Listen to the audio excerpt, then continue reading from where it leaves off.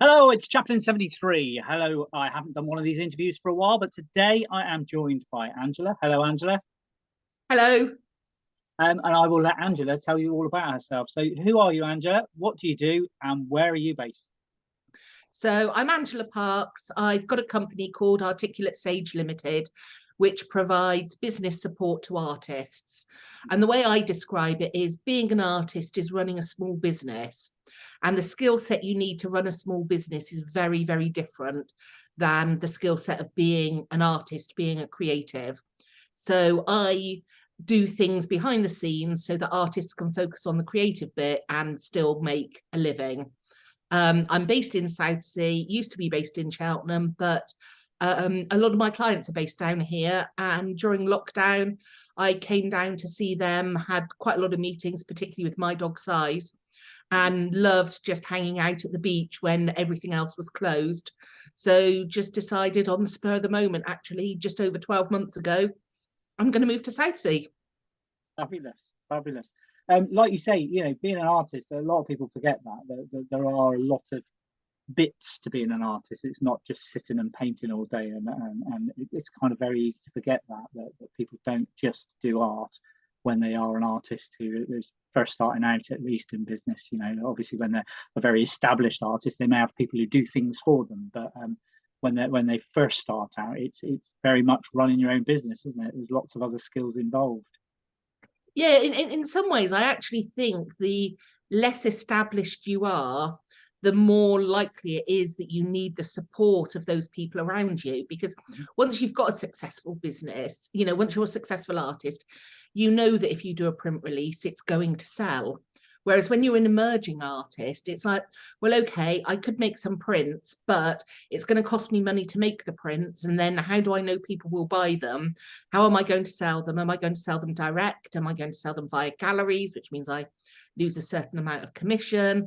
Am I going to look at some of the platforms like Etsy? Paul Neen's got a great website where he sells prints on demand, which is a great way for artists to do it. But if you want to do a signed limited edition, then that doesn't work with that model. So actually, there's a lot more that you need to think about when you're an emerging artist than when you're an established artist.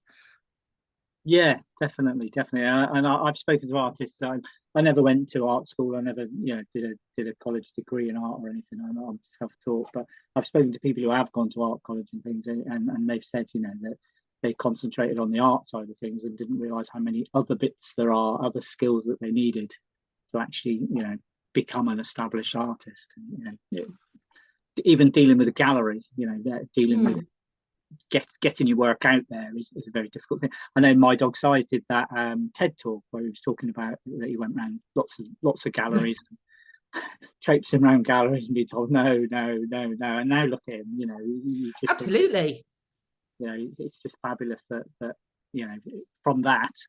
Yeah. I love the fact that story is available because it's quite inspirational, and I'm sure you've met lots of people along your travels who are in very similar situations, who were told no a lot at the start, but have now broken through.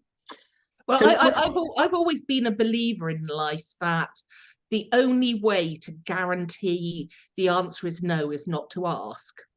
And so what you need to do is just, however you want to describe it, whether it's, you pull on your thick skin coat or, put on your big girl pants, whatever your phrase is that works for you. And you've just got to go out there and just ask. But as well as ask, it's listen to what the response is. If you're going and knocking on galleries and they don't want to stock your work, ask them why. Is it the pricing? Is it that the type of work you do doesn't fit with their customer base? Is it that they've already got an artist that does similar work to you and they just think that it would, not be appropriate because it's too similar to other work they stock? Is it because they think actually you need to do a bit more work on your technique? Is it that the size of the work you're selling they know won't sell? All of these things, it's go and ask the question. Don't be afraid of the no, because at some point somebody will unexpectedly say yes. But importantly, that feedback you get as to why people said no is real gold. You know, it will help you. I've spoken to a few artists about the fact that modern houses are getting smaller. And therefore, the amount of space that people have to hang artwork on their walls is quite small. So if you're thinking about, should I be doing a piece that's, you know, A0 size or bigger, there's going to be far less demand for it than if you're doing sort of A4, A3, and maybe even A2 size pieces. Once you're a big established artist, then there is a demand for sort of real statement art to go into your home. You know, think of a you know, the piece that hangs above the fireplace or above the sofa or something. But people will only want one of those, whereas if you're selling smaller works, you might sell them 2 or 3. So sometimes it's about thinking about those types of issues, and sometimes the gallery will tell you, or sometimes your customers will tell you, and sometimes your customers won't tell you. But what you can do is then start looking at your data of what sells and what doesn't sell, and you go, actually, I've just spotted a pattern here. You know, these pieces tend to sell better than those. What have they got in common? That's really interesting, and yeah, like you say, that feedback is gold, isn't it? It's what's going to make a difference, I suppose. So on your journey to get where you are doing what you do, who or what influenced you to support artists in the way that you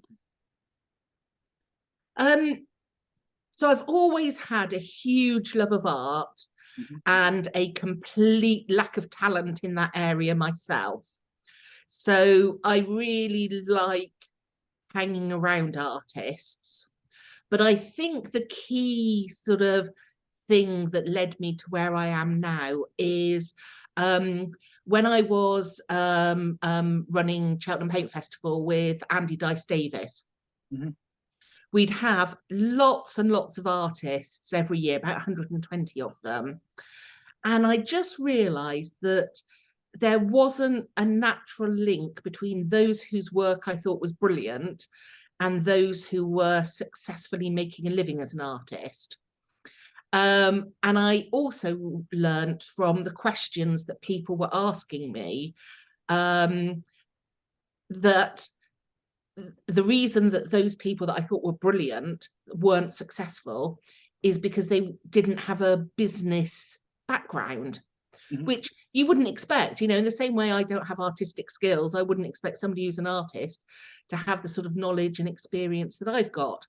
And I just thought, I really like artists. They're great people to hang around with. And I've got this skill set. And at the time, I was working for a company that did the exact, I didn't like working for them. It wasn't a natural fit. I didn't agree with their whole reason for existence. You know, the typical sort of like evil corporation.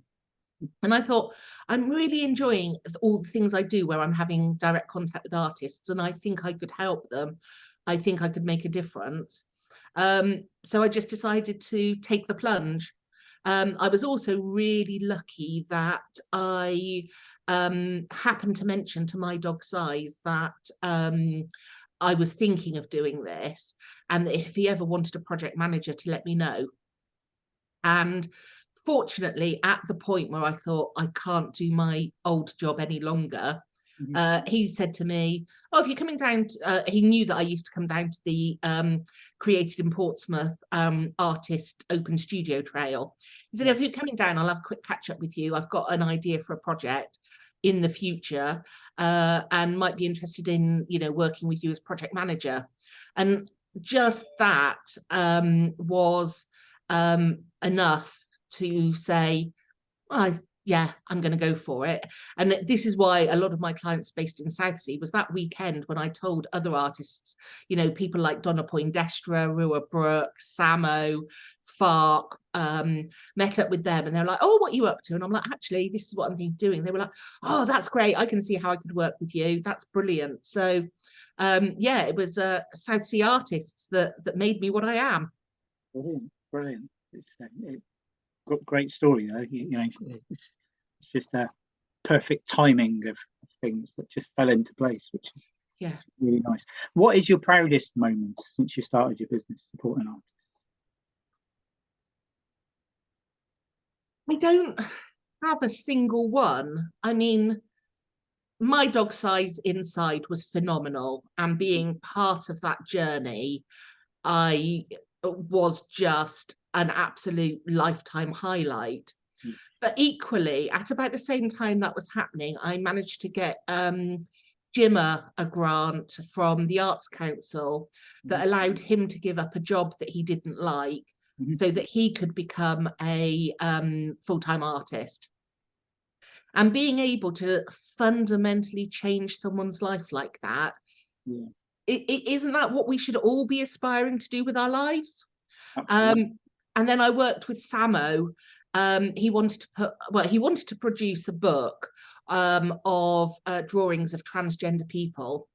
And so I said to him, well, the Arts Council won't fund that, but if they would fund an exhibition, and then you could use the money you earned from the exhibition to produce the book yourself.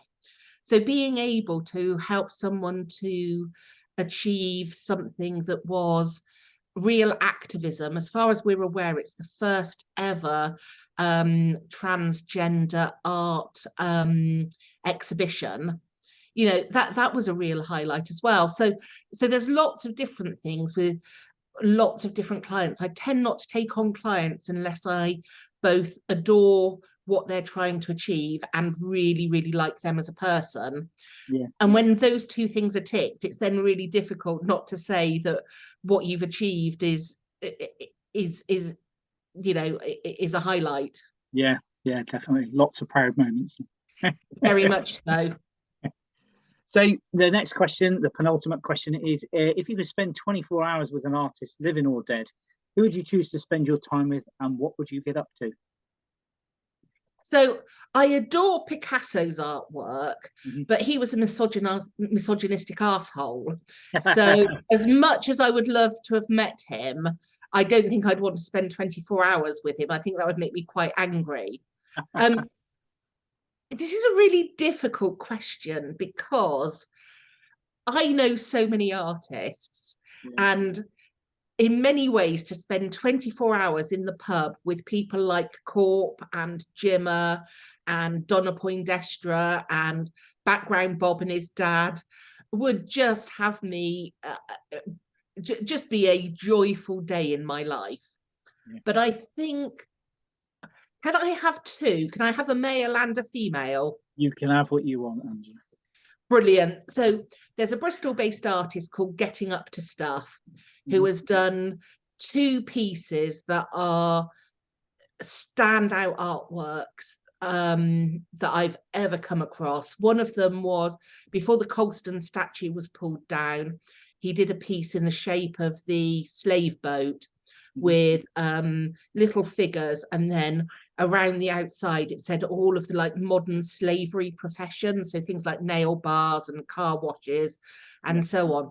And both the placement and the piece was just so thought-provoking and really made you realize there are still so many of these fundamental things that we need to fight for being wrong today.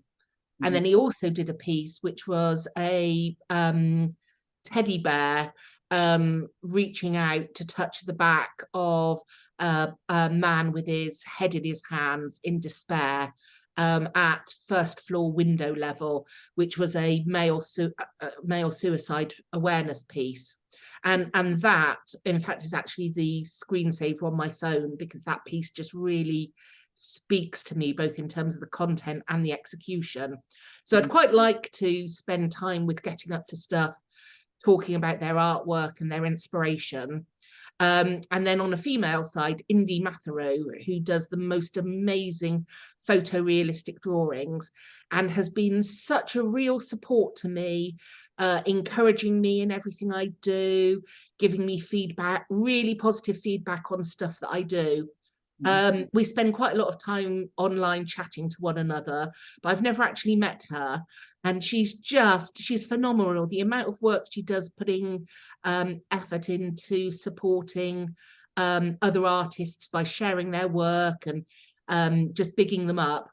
She's great. So I'd just really like to actually spend some time with her, go for coffee and cake and talk art and artists. And she's a phenomenal artist. Oh my God, yeah, I love her work. I've got so many pieces on my walls. Amazing. Well, thank you for that. And what's in store for the future? Is there anything you're currently involved in that you can share or make viewers aware of coming up? So three things. Firstly, working with Corp, Nices and Cur 5 in Peterborough on something that we've just branded Diesel Streets, which is a year of street art activity, including battle lines, mural painting and Corp Fest, and some more ideas that we've got beyond that. Really looking forward to that. Jimmer, Corp and I are putting together an Arts Council bid for a really exciting project we hope to pull off next year. And then one of my Southsea clients, Pete Codling, is making a replica of the Mary Rose sail and using it as a canvas to do drawings of all the people throughout the life of the Mary Rose that were involved, from the people who grew the wood that was used to build the ship through to the divers that rescued it, the museum staff that look after it, the royals that have been involved with it over its history. So I think that's going to be really exciting to see. It's a 8 meters by 12 meter drawing on a canvas sail. Wow, that sounds amazing. Yeah, that sounds amazing.